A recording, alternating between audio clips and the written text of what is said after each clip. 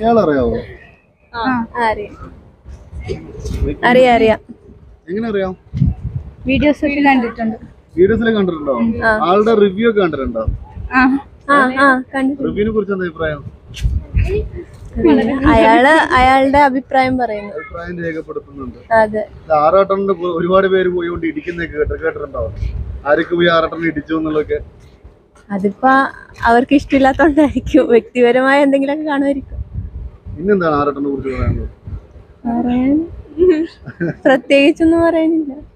പ്രത്യേകിച്ചൊന്നും പറയാനില്ലെന്നോ? ആളുടെ വീഡിയോ കണ്ടിട്ടുണ്ടോ? സ്വന്തം വീഡിയോ ഇങ്ങനെയൊക്കെ വിളിച്ചിട്ടുള്ള വീഡിയോ കണ്ടിട്ടുണ്ടോ? ആളുടെ യൂട്യൂബ് ചാനലിൽ? ഇല്ല, റാൻഡം ആയിട്ടേ കണ്ടിട്ടുള്ളൂ. ഇങ്ങനെ റാൻഡം ആയിട്ട് ആളുടെ ട്രോളും കാര്യങ്ങളൊക്കെയാ. വേറെ ഒന്നും കണ്ടിട്ടില്ല. അല്ലാണ്ട് ഈ ക്രൊമന്റലിനകത്തൊക്കെ അയാളുടെ വീഡിയോസ് ഒക്കെ കാണുമായിരുന്നു. പ്രത്യേകിച്ച് അതെ, കാര്യമായിട്ടു. അഭിപ്രായമൊന്നുമില്ല. അത് അയാളുടെ കയ്യിലിരിപ്പ് കൊണ്ടായിരിക്കും. ആറാട്ടന് ഒരു പെണ്ണ് കിട്ടണമെങ്കിൽ ആറാട്ടൻ എന്ത് ചെയ്യണം നിങ്ങളുടെ അഭിപ്രായത്തിൽ? അതിപ്പോ മര്യാദക്കിരിക്കണം, ഇല്ലെങ്കിൽ തൊപ്പിക്ക് കിട്ടിയ പോലെ ആരെങ്കിലും കഴിഞ്ഞ ദിവസം ഒരു വീഡിയോയിൽ പറഞ്ഞിട്ടുണ്ടായിരുന്നു, തൊപ്പിക്ക് പെണ്ണ് കിട്ടി, ചൈൻടോന് പെണ്ണ് കിട്ടി, എനിക്ക് പെണ്ണ് കിട്ടുന്നില്ല, എനിക്ക് ഗേൾ ഫ്രണ്ട്സ് ആവുന്നില്ല എന്നൊക്കെ പറയുന്നു. ചിലപ്പോ എവിടെയെങ്കിലൊക്കെ കാണുമായിരിക്കും. സമയമുണ്ടല്ലോ. അതെ, സമയമുണ്ടല്ലോ. എന്തായാലും ആറാട്ടന് നല്ലൊരു പെണ്ണ് കിട്ടട്ടെ ആശംസിക്കുന്നു. അതെ, ഓക്കെ. ഇയാളറിയാവോ? അറിയാം. ആറാട്ടൻ എങ്ങനെ അറിയാം? ഞാൻ അധികം കാണില്ല, നമ്മുടെ ഇപ്പം റിവ്യൂസ് പറയുമ്പോൾ അത് കാണാനില്ല അധികം ആളെ. അപ്പം പുള്ളിയെ പറ്റി പറയണമെങ്കിൽ എല്ലാവരും നെഗറ്റീവ് പറയുന്നുള്ളൂ. എനിക്ക് പ്രത്യേകിച്ച് നെഗറ്റീവ് ഒന്നും പറയാനില്ല ചങ്ങനെ പറ്റി. കാരണം വെച്ചാൽ ഞാൻ നേരത്തെ പറഞ്ഞ പോലെ ഒരാളുടെ അഭിപ്രായം. പക്ഷേ എനിക്ക് ഇടയ്ക്ക് തോന്നാറുണ്ട്, എന്താ പറയണ്ടേ, ചങ്ങായി കോൺസെൻട്രേറ്റഡ് ആയിട്ടൊരു ഇതാളാണ്. അതായത് മോഹൻലാലിനെ പറ്റി കുറേ പറഞ്ഞു, പിന്നെ മോഹൻലാൽ എന്തോ കാണിച്ചു, പിന്നെ അതിന് തിരിച്ചെന്തോ പറഞ്ഞു, അങ്ങനെ ഫുൾ ഇഷ്യൂസും കാര്യങ്ങളൊക്കെ. അപ്പം അയാളെ പറ്റി പറയാനൊന്നുമില്ല, എനിക്ക് പ്രത്യേകിച്ച് പറയാനൊന്നുമില്ല. പക്ഷേ അയാൾ എനിക്ക് തോന്നുന്നു എന്തിപ്പോൾ കുറേ പേര് യൂസ് ചെയ്യുന്ന അയാളെ, അതെനിക്ക് മനസ്സിലായി, നല്ലോണം യൂസ് ചെയ്യുന്ന ഒരാളാണ്. പിന്നെ അയാൾക്ക് കുറേ വിഷമങ്ങളും കാര്യങ്ങളൊക്കെ അയാൾ തുറന്നു പറയുന്നുണ്ട്. എന്തിനാന്ന് എനിക്കറിയില്ല. കാരണം നമ്മുടെ കാര്യങ്ങൾ നോക്കി നടന്നാൽ മതിയായിരുന്നു. പിന്നെ എപ്പോഴും അധികം കാണലുണ്ട് ഈ ഓരോ സിനിമക്കാരൻ്റെ അടുത്ത് അവിടെ ബാക്കോട്ട് പോയിട്ട് കൈ കൊടുത്തിട്ട് ആക്കുന്നത്.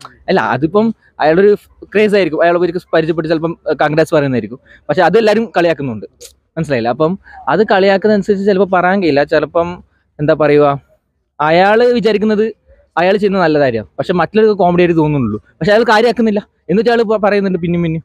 പിന്നെ പണ്ട് ഏതോ റിവ്യൂ എടുത്തിട്ട് അയാൾ കുറേ ആൾ ചാമ്പ്യൻ അയാളെ.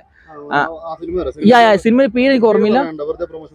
പ്രൊമോഷൻ കൊടുത്ത സമയത്ത് തന്നെ ഞാൻ കണ്ടായിരുന്നു അത്. അപ്പൊ എല്ലാവരും ആരെല്ലാം ഒരു പിടിച്ച്, അതായത് ആരോ പിടിച്ച് അടിക്കലും ചെയ്തു, കുറെ ആളും കൂടി ഗ്രൂപ്പ് ഓഫ് പീപ്പിൾസ് അടിച്ചത്. അപ്പം അത് അവർക്ക് ഫാൻസ് ആയിരിക്കും മിക്കവാറും, അല്ലെങ്കിൽ പിന്നെ പറഞ്ഞ കാര്യമില്ല. പക്ഷെ എന്താ പറയണ്ടേ, ഇപ്പം ഫാൻസ് അവരല്ല, അപ്പൊ അവരിഷ്ടപ്പെടുന്ന ഒരാളെ പറ്റി ആരെങ്കിലും മോശമായിട്ട് പറഞ്ഞാൽ ആരെങ്കിലും മുണ്ടിക്കില്ല, അത് വേറെ കാര്യം. അപ്പൊ അതങ്ങനെയാണ്. പിന്നെ അയാൾക്ക് സത്യം പറഞ്ഞാൽ ഇപ്പം അയാളുടെ കാര്യം നോക്കി നടന്ന അത്രേ ഉള്ളൂ. അല്ലാണ്ട് ഇങ്ങനെ റിവ്യൂ പറയണമെന്നല്ല. പക്ഷെ അത് തിയേറ്ററിൽ പോയിട്ട് പറഞ്ഞിട്ട് തന്നെ ആ ഫാൻസ് ഓൾറെഡി അവിടെ ഫാൻസ് നിൽക്കുമായിരിക്കും.